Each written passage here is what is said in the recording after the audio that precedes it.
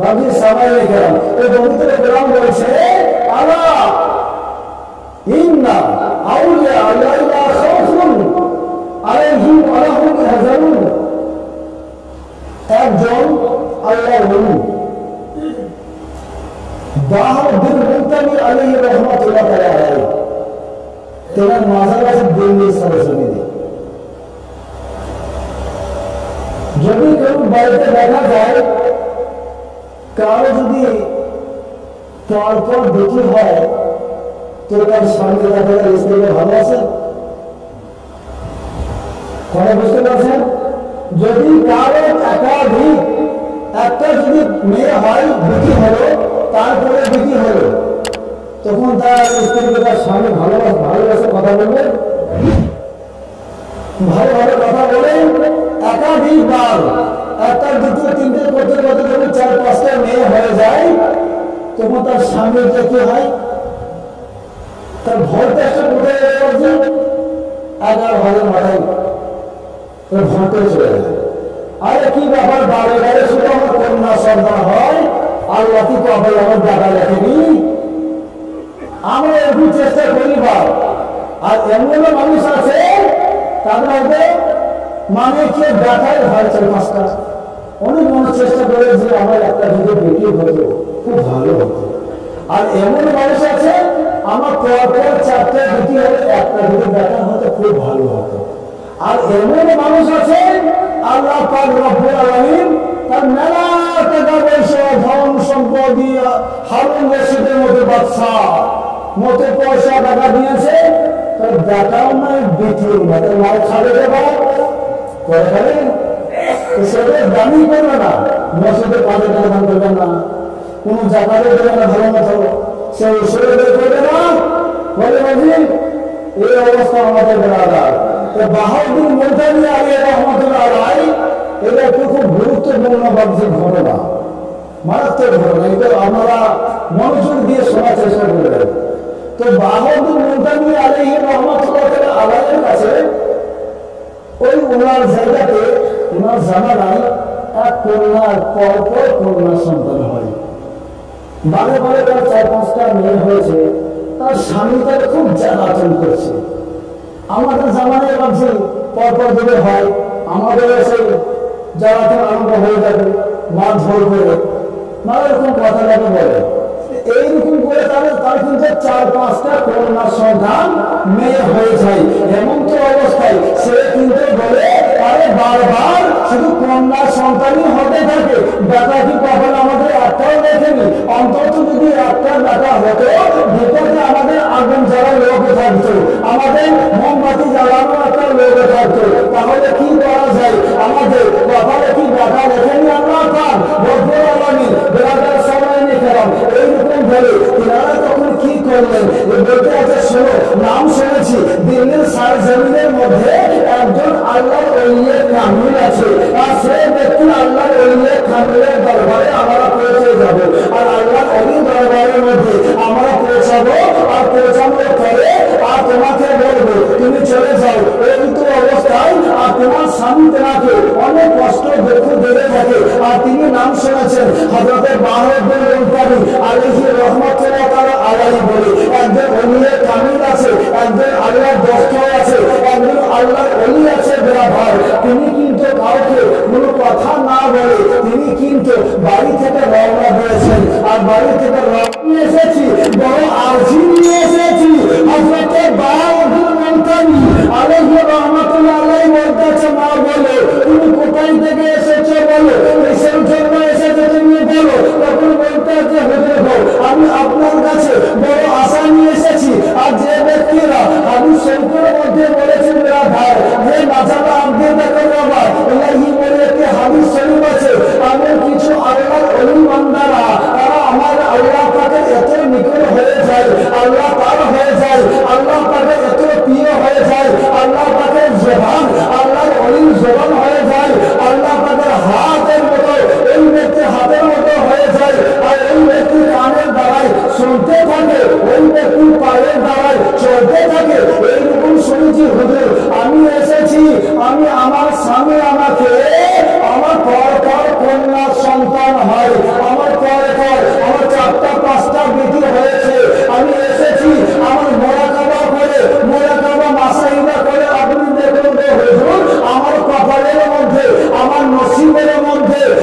ভাগ্যের মধ্যে কোন পুত্র সন্তান আছে কিনা, কোন পুত্র সন্তান আছে কিনা আমার ভাগ্যটা আপনি দেখে। তো ওই কন্যার কথা শুনে হযরত বাহাউদ্দিন মুনতাবি আলাইহি রাহমাতুল্লাহ বলছে, মা তুমি একটু অপেক্ষা করো। আর অপেক্ষা করার পরে আমি মোরাকাবে বসি। তিনি কি করলেন? ওযু করলেন। ওযু করার পরে তিনি মুসাল্লা পড়লেন। মুসাল্লা পড়ার পরে তিনি 2 রাকাত নফল নামাজ পড়লেন। আর নামাজ ইবাদত করার পর আর তিনি তিনার ভাগ্য পরীক্ষা করছে, তিনার কপাল পরীক্ষা করছে, তিনার নসিব পরীক্ষা করছে। আর বলছে, এ মা তুমি শোনো, মানে তিনি কি করলেন? তিনার ভাগ্য পরীক্ষা করলেন। ভাগ্য পরীক্ষা করার পরে তবে সেই মহিলাকে বলছে, ওগো জননী, ওগো রমণী, হে কন্যা তুমি শোনো, তুমি আমার কাছে আসো।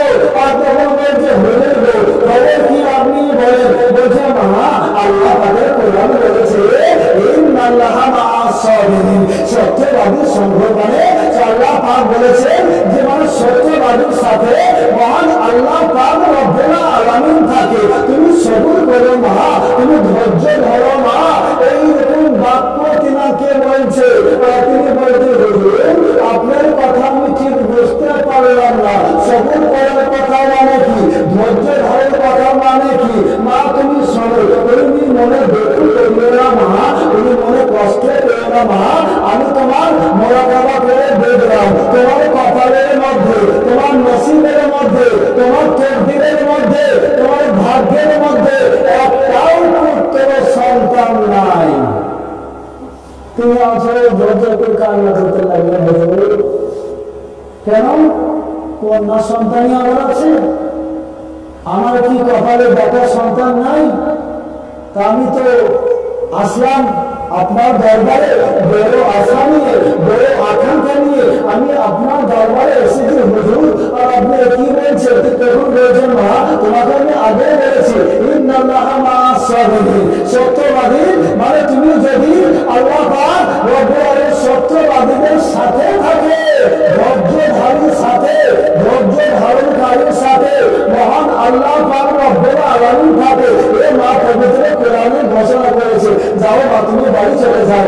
আমি তোমার কপালে দেখলাম, আমি তোমার ভাগ্যের মধ্যে পরীক্ষা করে দেখলাম, তোমার কপালে পুত্র সন্তান নাই।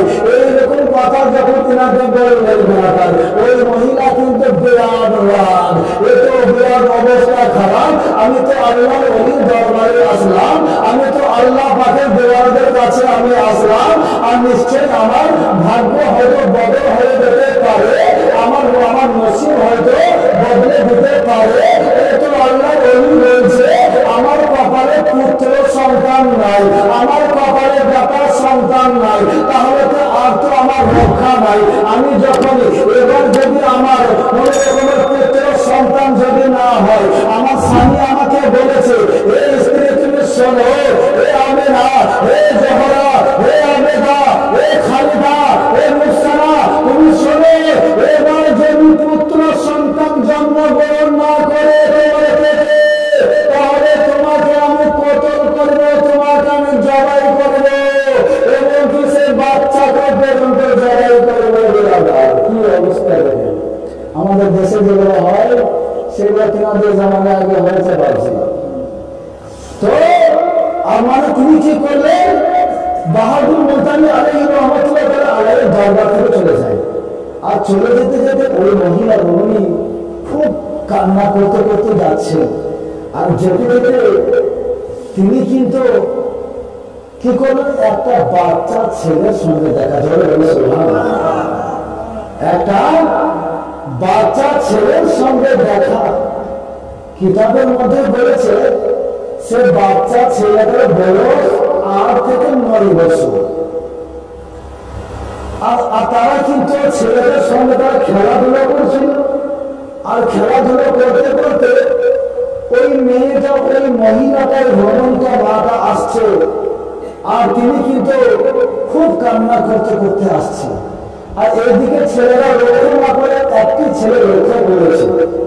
আর সেই ছেলেটি লক্ষ্য করে বলছে, মা তুমি কান্না কর, তুমি তো এদিকে যখন মানে জেলে তখন যাওয়ার সময় তো তুমি হাসতে হাসতে খুশি অবস্থায় পৌঁছালে, আর ওই দরবার থেকে তুমি আসছো তো মনে দুঃখ নিয়ে কাঁদতে কাঁদতে কেন আসছো? মারবানি তোমার কি হয়েছে?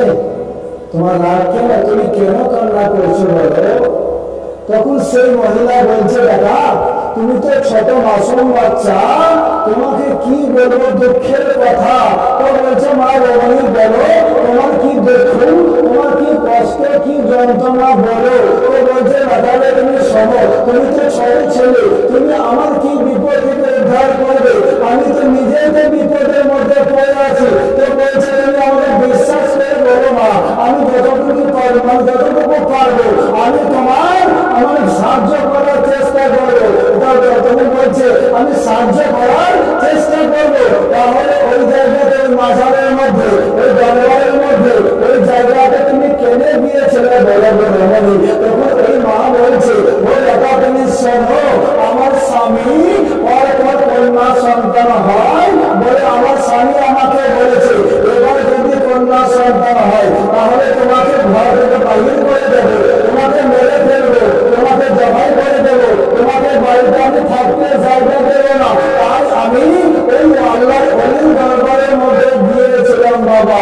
কিন্তু ওই বাচ্চা ছেলে তখন বলছে, মা গো, ও রমণী, ও জননী, তুমি তখন আল্লাহর অলির দরবারের মধ্যে গিয়ে তখন তুমি কি বলেছো? তখন বলছে, হুজুর গো, আমি বললাম যে আমার কপালে, আমার ভাগ্যতে মানে পুত্র সন্তান, কোন ব্যাপার সন্তান আছে কিনা আপনি আমার ভাগ্যটাকে পরীক্ষা করে দেখেন গো। তখন কি বললেন সে ব্যক্তি?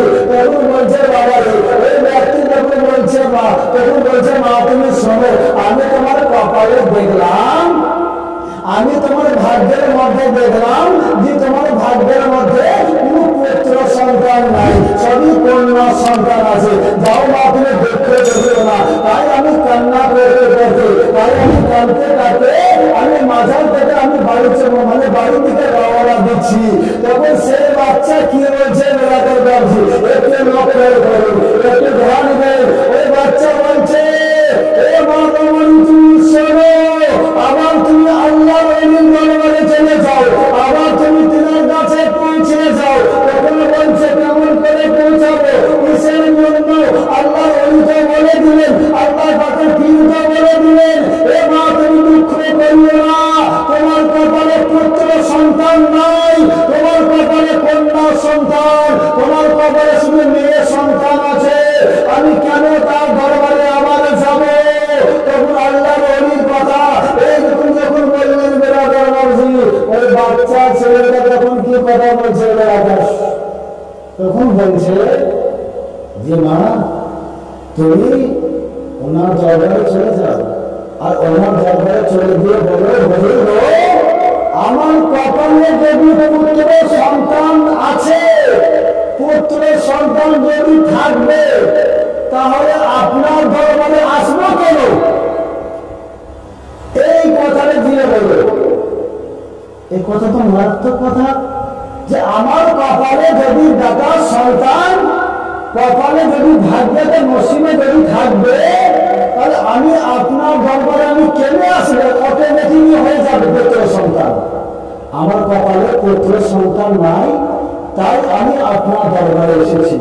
এই কথাটা দিয়ে হযরত বাহউদ্দিন মুলতানি আলাইহি রাহমাতুল্লাহ আলাইহি বলে। তাই বেরাদার সবাই এইরকম বাক্য কথা যখন বলে দিলেন, ওই মহিলা তখন বাড়ির দিকে না গিয়ে বাজারের দিকে, দরবারের দিকে রওনা দেয়। আর যে দরবারের দিকে যখন রওনা দেয়, যাওয়ার পরে হযরত বাহউদ্দিন মুলতানি আলাইহি রাহমাতুল্লাহ তাআলা আলাইহির কাছে আবার পৌঁছে যায়। আবার পৌঁছানোর পরে বলছে, মা আবার তুমি কেন এসেছো বলে? কিসের জন্য এসেছো? কি মনে করে এসেছো? আমি তো তোমাকে বলে দিয়েছি, তোমার কপালের মধ্যে, তোমার ভাগ্যের মধ্যে, তোমার তকদীরের মধ্যে পুত্র সন্তান নাই। কেন বারবার বলতে বলে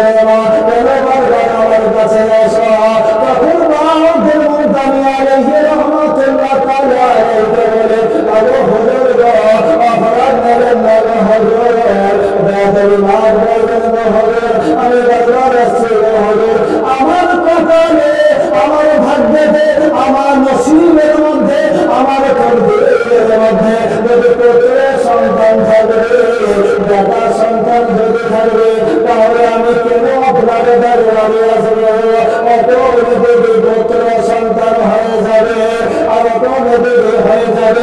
আমার কপালে পুত্র সন্তান নেই হলে তাই আমি আপনার দরবারে এসেছি। সুবহানাল্লাহ, আল্লাহ পাকের ওলির কারামত নগর, তিনি 11,000 কারেন্টের মতো চমকিয়ে গেলেন। চমকানোর পরে বলছে, মানে এই কথা তুমি কোথায় পেলে মা? এ বাক্য তুমি আগে তো বলবে, এ বাক্য কোথায় তুমি শুনেছ? এ বাক্য তোমাকে কে বলেছে বলো মা? তখন বলছে, ও হুজুর গো, অপরাধ দেবেন না গো হুজুর, আপনার দরবারে থেকে আমি যখন বাড়ির দিকে রওনা দিচ্ছিলাম, আর রওনা দেওয়ার ফলে আমি একটা বাচ্চার সঙ্গে দেখা হয়ে যাই। ওই বাচ্চা তখন আমি কেমন কান্না, ওই বাচ্চা সহ্য করতে পারে না। ওই বাচ্চা আমাকে বলে, মা গো রমণী জননী, তুমি হাসতে হাসতে দরবারের মধ্যে পৌঁছালে মা, আর তুমি কান্না করতে করতে দরবার থেকে বেরো আসছো বাবা। এইটা আমাকে দেখে ওই বাচ্চা একটা 9 বছরের বাচ্চা, তিনি তখন আমাকে শিখিয়ে দিল, হুজুর গো তুমি গিয়ে বলো আমার কপালের মধ্যে, আমার ভাগ্যের মধ্যে, আমার তকদীরের মধ্যে পুত্র সন্তান যদি থাকবে তাহলে আমি আপনার দরবারে ফিরে আসবো। অটোমেটিক পুত্র সন্তান হবে, আমার কপালে পুত্র সন্তান নাই হবে, তাই আমি আপনার দরবারে এসেছি। আমার কপালে নাই, তাই আমি আপনার দরবারে এসেছি। এ হলো আল্লাহর ওলি। তখন বলছে, মা তুমি শোনো, ওই বাচ্চাটাকে তুমি জানো, ওই বাচ্চাটাকে তুমি বোঝো, ওই বাচ্চাটার নাম কি তুমি জানো? তো বলছে, না হুজুর আমি জানি না, কিন্তু বাচ্চাটা খুব সুন্দর দেখতে, মুখের চেহারা খুব সুন্দর, মুখের ভাষা খুব সুন্দর, মুখের কথা খুব সুন্দর, মুখের আদর সুন্দর, সব কিছু সুন্দর হলে আমি বলতে পারবো না ওই বাচ্চাটি এত সুন্দর মুখের চেহারা। ওই বাচ্চাটি আমাদের শিখিয়ে দিয়েছে, এই বাচ্চাকে শিখানোর পরে আমি আপনার দরবারে বড় আশা নিয়ে এসেছি। হযরতে মাউদ্দিন মুলতানি আলাইহি রাহমাতুল্লাহ আলাইহি মা তুমি সরো সরো, ওই বাচ্চাকে তুমি জানো, ওই বাচ্চাকে ভাব দিয়ে জানো, ওই বাচ্চাটা হলো আমার পোতা। ওই বাচ্চাটা আমার পোতা, আমার দাদার বেটা, সে আমার পোতা। তো ওই জন্য তো আল্লাহ হাজর বলছে, জি निगाहे अली में तासीर देखी, बादल मुझे किया हज़ारों तकदीर देखी, निगाहे कराम बराबर। এবার শুনুন, আল্লাহর ওলি যখন বলছে, ভাই এ বাচ্চারে শোনো, তুমি যখন আমার দরবারে এসেছো মা, আমার পোতা যখন তোমাকে অপরাধ দ্বিতীয়বার আমার যখন তোমাকে পাঠিয়েছে মা, এবার তুমি শোনো, আমি আল্লাহর ওলি কি না করতে পারে, আল্লাহ ওলি আল্লাহ পাকের ওলিরা কি না করতে পারে মা, তুমি শোনো, তুমি যখন আমার দরবারে বড় আশা নিয়ে এসেছো মা, যাও যাও যাও যাও, আমি তোমাকে সন্তানের আহ্বানে দিলাম, ও মা তুমি যাও, তোমাকে আমি একটা দুটা তিনটা চারটা করতে করতে তোমাকে আমি 7টা পুত্র মা বানিয়ে দিলাম। একটু আগে বাচ্চা ছেলে না দাও, এবার আল্লাহর ওলি দরবারে দিয়ে তাকে পুত্রের মা বানিয়ে দেবে। তাই নিশ্চয়ই আল্লাহর ওলিদের ক্ষমতা আছে কি নাই? যদি আল্লাহর ওলিদের ক্ষমতা না থাকে, তাদের চাবিতে মেয়েটা লাইন দিতে সকালে দুপুরে বিকেলে রাত্রে খাবার টাইম পায় না মানুষ, খাবার সময় পায় না, পথের চাবি বীরভূম জেলায় খুশকিগুলি মাজার এলাকা মুর্শিদাবাদের এলাহার বড় আল্লাহ ওলিদের মাজার, যেন দর্শন করার জন্য মানুষ লাইন দিতে আছে, তারও খাওয়ার জন্য। কি হিন্দু কি মুসলিম কি খ্রিস্টান সব একই সাথে খাবার খায় মাজারের দরবারে। তাহলে নিশ্চয়ই আল্লাহ ওলিদের দরবারে অনেক কারণে আছে, তার সদা সর্বদের জিন্দা, তেনারা ইবাদত করেন, তেনারা নামাজ পড়েন, তেনারা আল্লাহ তাকে জিকির করে। একটি হাদিস শরীফের মধ্যে বলেছেন যে নবী করে মরে না, তোমাদের খাওয়া মাটিতে পর্যন্ত তাদের মাংস খাওয়া হারাম করে দিয়েছে। আর আমাদের 3 দিন পর মাছ করতে পাওয়া যায় না, মাংস বাজারে খোঁজে কত সুন্দর করে খাসির মাংস খাওয়া আছে, মাংস খুঁজে পাওয়া যায় না, কত সুন্দর করে এসেতে লাগান থাকা আছে হাত দিয়ে 5 দিন পর হারিয়ে খুঁজে পাওয়া যাচ্ছে হয়ে গেল। তো সামান্য কারণ তো এই সমস্ত আরাম আয়েস না করে নিজের অন্তরকে আমল করে, আর এমন আমল করতে হবে ওই আমল যেন আমরা জান্নাতে নিয়ে যাই। বই এসি লাগবে লাভ নেই ভাই, কতদিনকার আরাম, যতদিন বেঁচে আছেন ততদিনকার আরাম।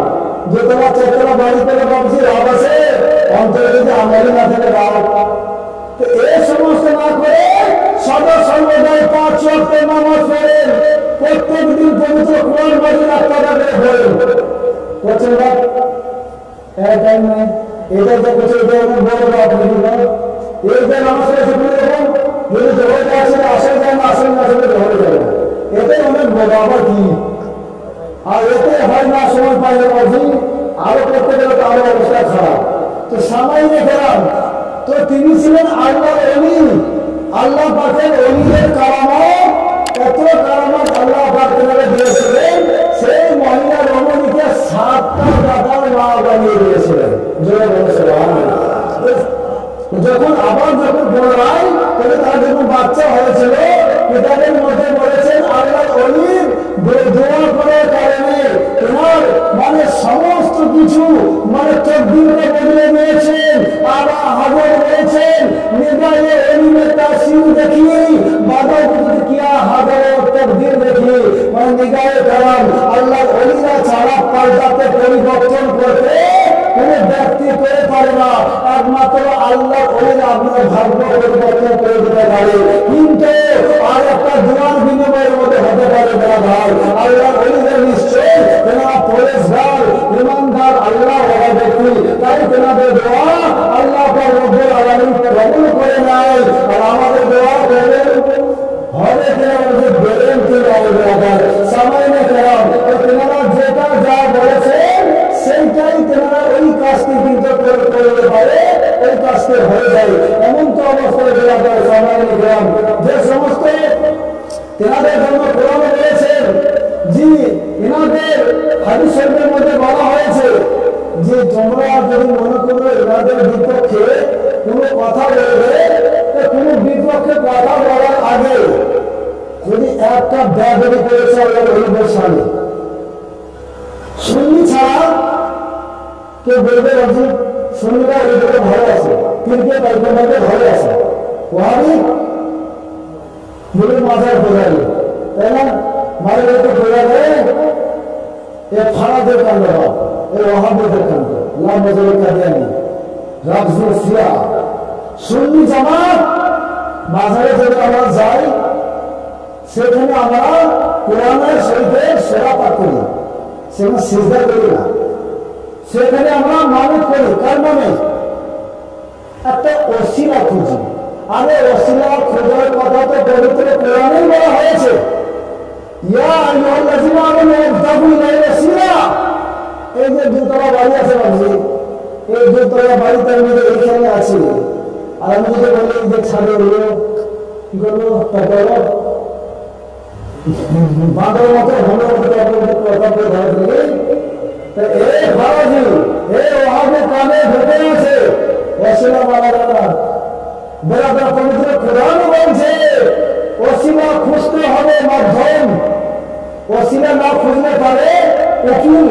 যদি কোনো ব্যক্তি কেউ যদি একটা কেসিং চলে ভাবছে, তো সেই কেসে চলতে বা করে তো সে উকিলের সঙ্গে আমরা আগে কথা বলি না দলের সঙ্গে আমরা কথা বলি, তো এই সমস্ত আমরা লক্ষ্য দিই না।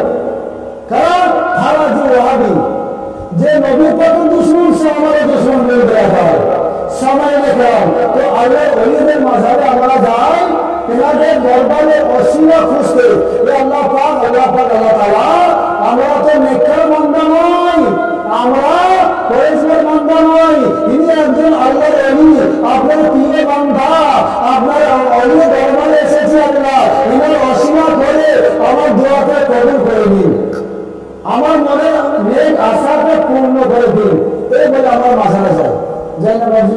তো এইগুলা মাজার পূজা করে করে সেই করে করে এই সিঁড়িকে কাকে বলে তাই জানো না, বেদাতে বলে তাই জানো না। আর সারা জীবনে সিঁড়ির মধ্যে বাস করছে আর বেদাতের মধ্যে বাস করছে বেদাতা সবাই দেখলাম। তো কোরআন শুরু বলছে আলা ইন্না আউলিয়া লা খাউফুন আলাইহিম ওয়া হুম ইয়াহজানুন, নিশ্চয়ই আল্লাহর ওলিদের কোনো ভয় ডর খবর গম কিছুই নাই, এই জগতে নাই পর জগতে নাই। তেনারা যেমন আব্দুল কাদের জিলানী রহমাতুল্লাহ আলাইহি তিনি মুতাকে চিন্তা করেছেন, কোন কিতাবের মধ্যে বলেছেন যে তিনি মুতাকে চিন্তা করেছেন কেমন করে। সবাই একটু আগিয়ে আসে হযরত ঈসা আলাইহিস সালামের বান্দারা তিনার মুরিদগণ তারা কিছু বলতে আছে, শোনো যে আমাদের নবী ঈসা আলাইহিস সালাম মুতাকে জিন্দা করতে। তো ওই জায়গাতে আব্দুল কাদের জিলানী রহমাতুল্লাহ আলাইহির মুরিদ ভক্ত তিনারা কিছু ছিলেন, থাকার পরে বলছে শোনো তোমাদের নবী কি বলে মুতাকে জিন্দা করে।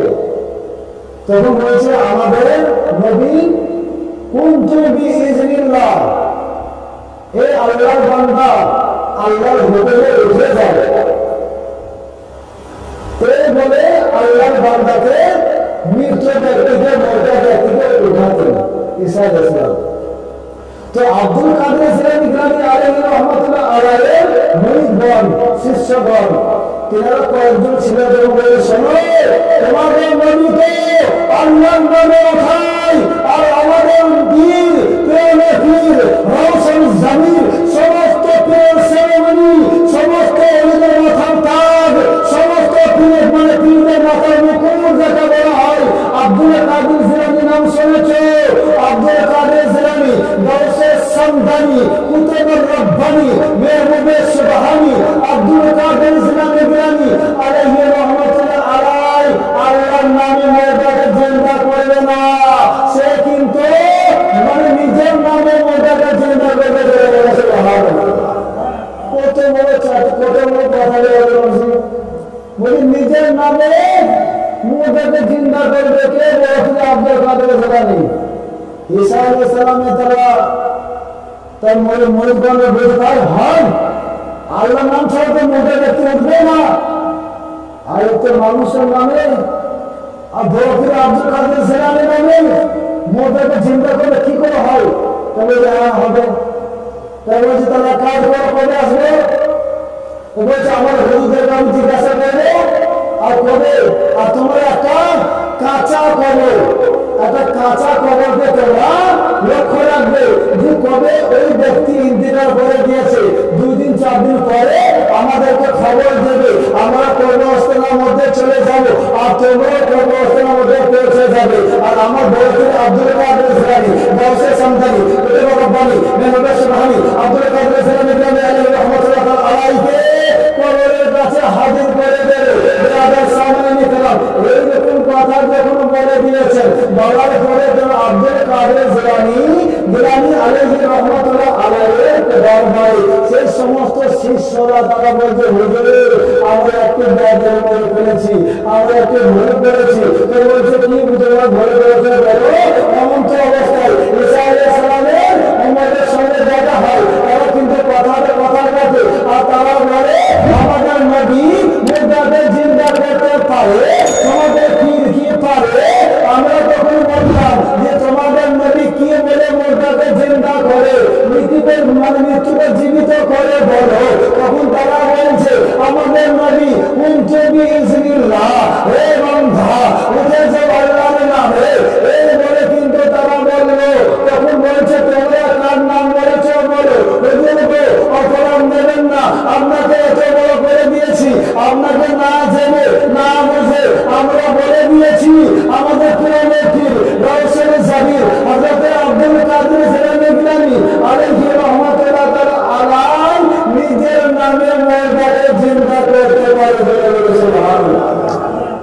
বিরাট কথা, তাই নাকি? বলছে হ্যাঁ হুজুর, আপনাকে যেতে হবে হুজুর, আপনি চলে কবরস্থানের মধ্যে, আপনাকে মুর্দাকে চিন্তা করতে হবে, কিন্তু আল্লাহর নামে নয়, আপনার নামে আপনাকে মুর্দাকে চিন্তা করতে হবে। আর যদি চিন্তা না করতে পারেন, তাহলে আমরা যে আপনাকে এত বড় করেছি, এত বড়াই পেয়েছি, আপনাকে যে এত আসমানে উঠিয়ে নিয়েছি, আপনাকে যে এত আকাশে উঠিয়ে নিয়েছি, আমাদের মান মর্যাদা থাকবে না। আব্দুল কাদের জিলানী, বয়সের সন্ধানী, কুতুবে রব্বানী, মেহরের সুবহানী, আব্দুল কাদের জিলানী আলাইহি রাহমাতুল্লাহ আলাইহি বলতে আছে, বাবারা তোমরা শোনো, এত একটা মাথায় চুলের পাল্লা ধরে সুবহানাল্লাহ, এটা কোন ব্যাপার হলো? তারপরে তিনি কি করলেন? হযরত আব্দুল কাদের জিলানী গিলানী রাহমাতুল্লাহ আলাইহি তাদের মুরিদদেরকে নিয়ে সেই কবরস্থানের কাছে পৌঁছায়। আর কবরস্থানের কাছে পৌঁছানোর পর ঈসা আলাইহিস সালামের তাদের ভক্তদের তারা পৌঁছায়। পৌঁছানোর পর বলছে, তোমাদের হুজুর, তোমাদের নবী ঈসা আলাইহিস সালাম কি বলতো? মুর্দাকে, মৃত ব্যক্তিকে জীবিত করতো। বলছে কুনতুম বিইজনিল্লাহ, আল্লাহর বান্দা উঠে যাও আল্লাহর নামে।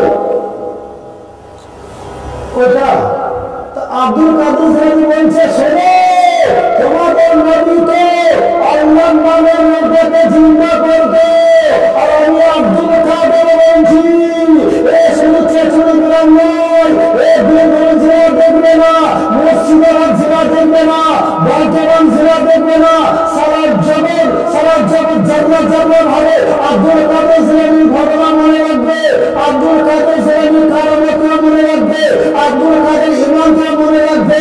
আব্দুল কাদের জিলানী আলাইহি রাহমাতুল্লাহ আলাইহি পরেশগার কেমন ব্যক্তি ছিল, আব্দুল কাদের ইমানের জোর কেমন ছিল, আব্দুল কাদের জিলানী আলাইহি রাহমাতুল্লাহ আলাইহি আল্লাহ পাক তাকে কত ভালোবেসেছিল, আল্লাহ পাককে আব্দুল কাদের জিলানী কত ভালোবেসেছিল। প্রত্যেক ব্যক্তি হাদিস পড়বে, প্রত্যেক ব্যক্তি কোরআন পড়বে, প্রত্যেক ব্যক্তিরা তারা প্রত্যেকটা আলেমের জীবনে পাবে, প্রত্যেকটা ব্যক্তিদের হাফেজের জীবনে পাবে, কোন ব্যক্তিদের কারিগরের জীবনে পাবে, তারা মুফতিদের জীবনের মধ্যে পাবে বলা যায়। কিন্তু আব্দুল কাদের জিলানীর নাম প্রত্যেকটা মুমিন বান্দার জীবনে পাবে বলা হয়েছে।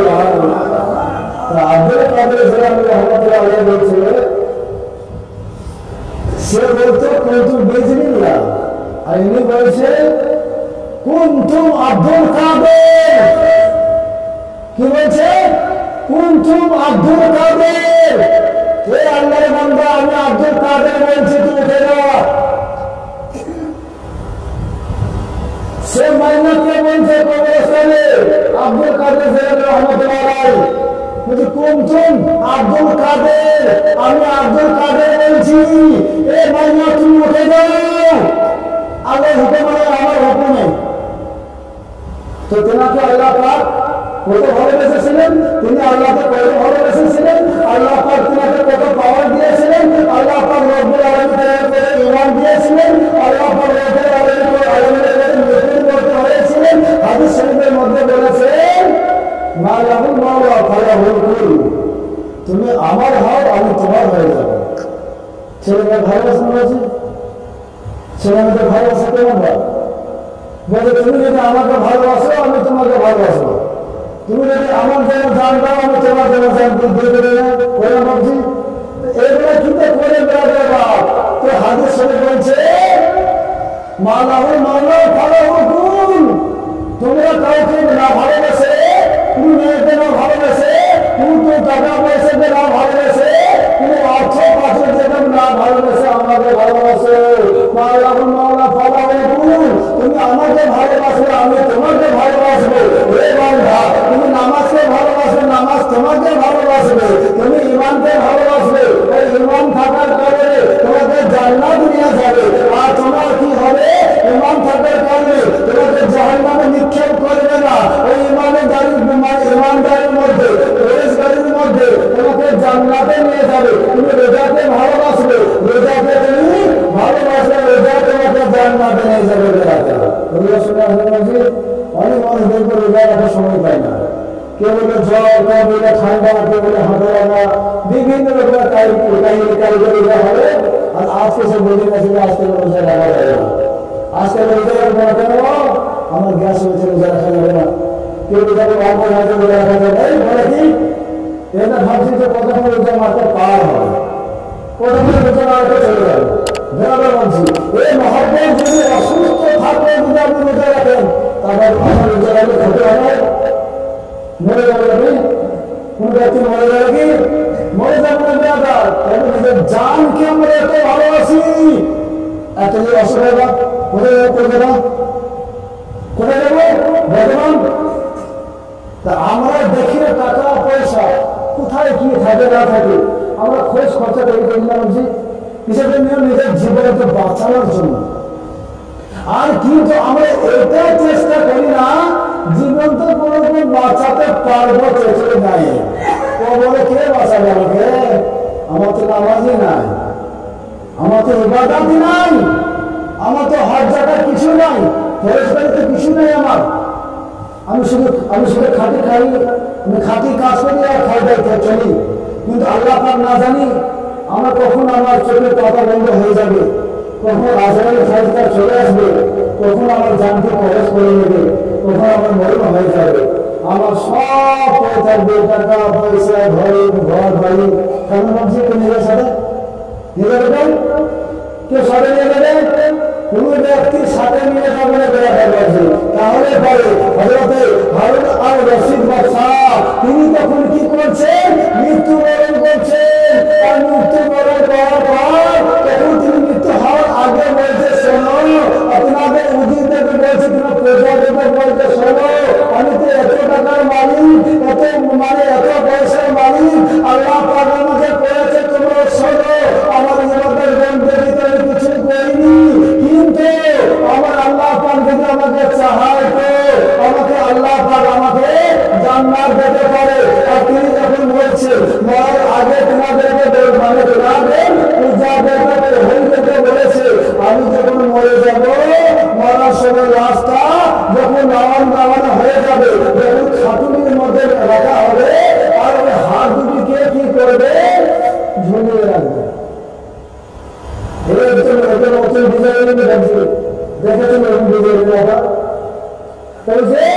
মানুষের তো সবাই রাস্তা হাতকে বেঁধে নিয়ে যাওয়া হয়, আর আপনার হাত দুটোকে বাইরে ঝোলাবে কারণটা কি? তো বলছে এটা কারণ হলো একটা যে আমি এত বড় টাকা ও পয়সার মালিক, তাও আমি খালি হাতে যাচ্ছি। সারা দুনিয়ার দেখবে যারা এত বড় বাচ্চা একজন মালধার ব্যক্তি, এত টাকা পয়সা থাকার পরে সেই ব্যক্তি দুটো হাতে খালি হাতে চলে যাচ্ছে, তার টাকা পয়সাগুলো কে নিবে, কে বাঁচান? সমস্ত আত্মীয় স্বজনরা ভাগ বন্টন করার জন্য। আপনি মরে যাবেন, মরার পরে মাটি হওয়ার আগে পর্যন্ত হিসাব চলবে বলে পারছি। বাপ যদি ইন্তেকাল করে তার যদি ছেলেরা থাকে, ছেলেরা ভাগ করে দেবে বসে থাকবে। বাপ কেউ এটা হাড়ি বলো, কেউ পাল্টে বলো, কেউ বদমায়, কেউ টাকা, কেউ ধার, কেউ এমন, এগুলো লাশের কোন খবর না পাচ্ছে, হয় না? মনে দেখেছি পাবো না।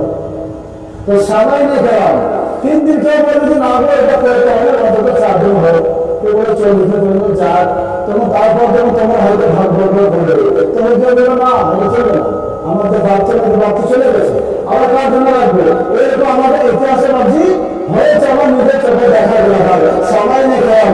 তাহলে পারে আপনি যদি এই দুনিয়াতে যতদিন বাঁচবেন বাপ, আপনি যদি একটা আলহামদুলিল্লাহ প্রতিদিন যদি আপনি পড়েন রাতে শুতে শুতে, আর শুতে শুতে আপনি যদি ঘুমিয়ে যান, তো ওটা আমার হবে না।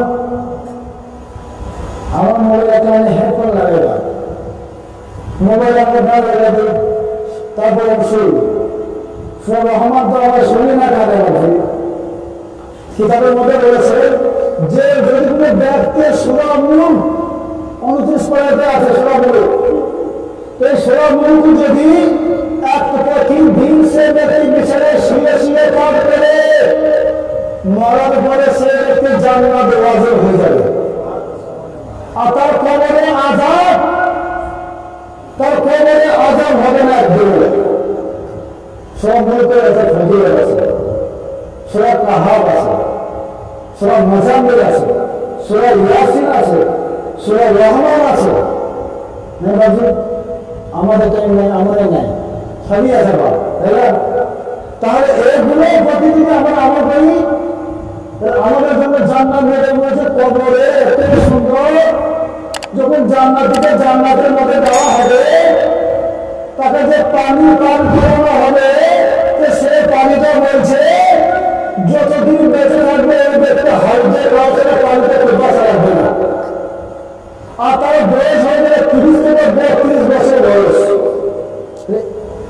আপনাদের বয়স যদি জান্নাতে যদি 30 বছর বয়স হয়ে যায় কি অবস্থা হবে জোয়ান এই জায়গায় 70 বছর বয়স বলিয়ে চলে যাবে না আর জান্নাতে মরণ হবে না বলছি চির অমর জান্নাতে মরবে না কোন ব্যক্তিটা মারবে না আপনি শুয়ে থাকবেন আপনার সামনের মধ্যে ফল ঝুলবে আঙুলে থোকা আপেল বেদা সমস্ত হুর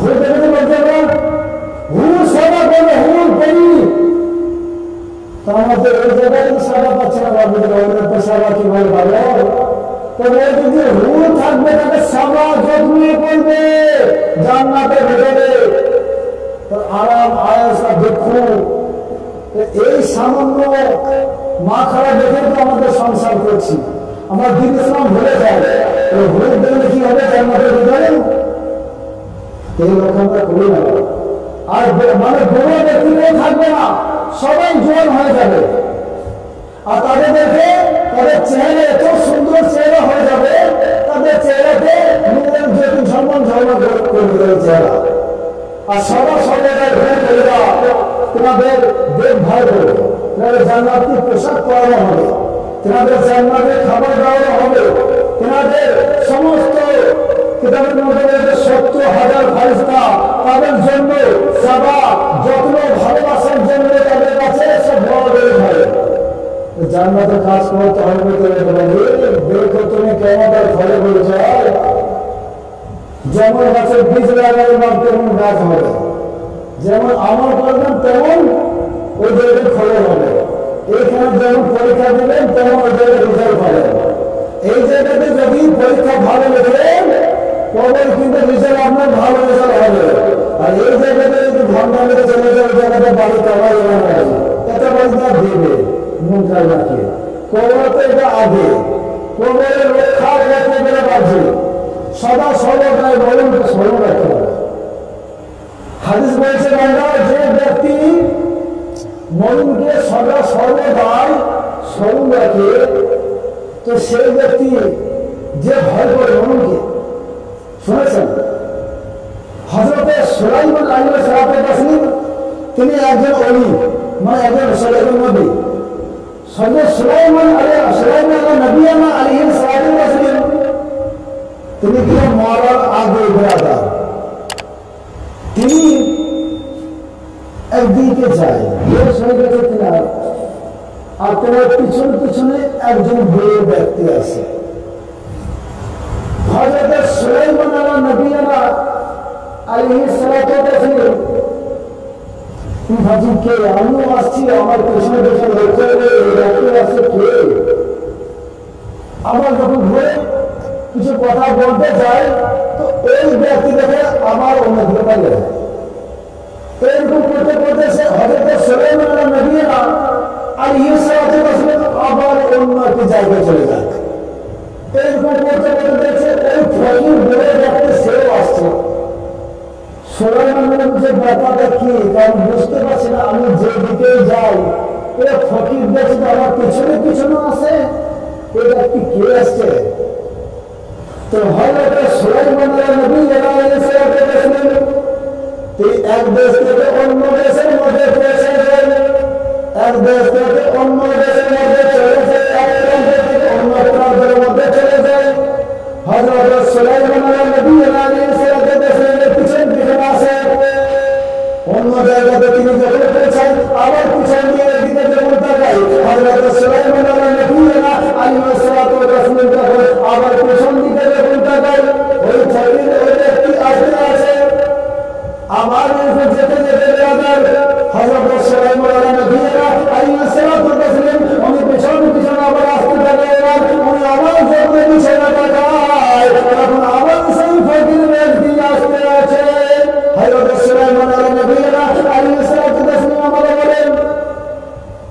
আর থাকতে পারে বলছে চলবে তুমি যদি আপনার পোশাকে দেখতে পাওয়া একটু দেখতে চাই বলে তাহলে ঠিক আছে বলবে কোথায় কি আমার বাড়ি আমি যেখানে যদি বর্ধমান যাই আমার পিছনে পিছনে আমি যদি কলকাতাতে পিছনে পিছনে ওই লোকটাকে দেখতে পাচ্ছি যদি দিল্লি যাই ওই লোকটাকে দেখতে পাচ্ছি যদি বোম্বাই যাই ওই লোকটাকে দেখতে পাচ্ছি আমি বীরভূম জেলায় যাই ওই লোকটাকে দেখতে পাচ্ছি এরকম করতে করতে সুলাইমান নবী আলাইহিস সালাতু ওয়াস সালাম পিছনে পিছনে আসে হযরত সুলাইমান নবী আলাইহিস সালাতু ওয়াস সালাম আমার পিছন দিকে ঘুরে দাঁড়িয়ে যায় আর বলে আমি আর কোনো পিছনে যাব না আমি কোনো জায়গায় পৌঁছাবো না আমি এই জায়গায় দাঁড়িয়ে যাব আর ওই ব্যক্তি আসে ওই ব্যক্তি যখন পৌঁছাবে আমি ওই ব্যক্তিকে জিজ্ঞাসা করবো তুমি কে বলো আমাকে আমার পিছনে ধরে চলো আমাকে কেন লক্ষ্য করে আমার পিছনে পিছনে আসছে বলো ওই বন্ধুকে যখন জিজ্ঞাসা করে আমার সুলাইমান আলাইহিস সালাতু ওয়াস সালাম বলে এরকম তুমি বলো তোমার নাম কি তখন সুলাইমান নবীকে বলেন আমার নাম আজরাইল ফারিস নাজির বলে সুবহানাল্লাহ কি নাম আজরাইল দেখেছেন ডাক্তার আজরাইলকে দেখেছেন না দেখেন না তো কি দেখেছেন তো আজরাইল দেখেনি আজরাইল কিতাবের মধ্যে বলেছে যে আজরাইলের চেহারা এত ব্যাপক ভয়ঙ্কর চেহারা সুস্থ মানুষ যদি কেউ দেখে হযরত আজরাইলের চেহারা এত ব্যাপক চেহারা ভয়ঙ্কর চেহারা পুরা অ্যাসিডের মুখের মধ্যে কি হয় তার চাইতে ভয়ানক চেহারা কার হযরত আজরাইলের ফেরেশতা আর আজরাইল ফেরেশতার এত ব্যাপক চেহারা মৃত ব্যক্তি ছাড়া মৃত যখন যে ব্যক্তি জান কবজ করবে তখন সেই ব্যক্তি দেখতে পাবে আর জীবিত ব্যক্তি ভালো সুস্থ ব্যক্তি যদি আজরাইলকে দেখে না বাপ বলবে আমি আর থাকবো না চলে গেলাম আমি এক জায়গায় থাকবো না আমাকে তুমি কি করে নিয়ে চলো আমার জানকে তুমি বের করে নাও ভয়ে দেখো চেহারা সে হয়ে যাবে শেষ হয়ে যাবে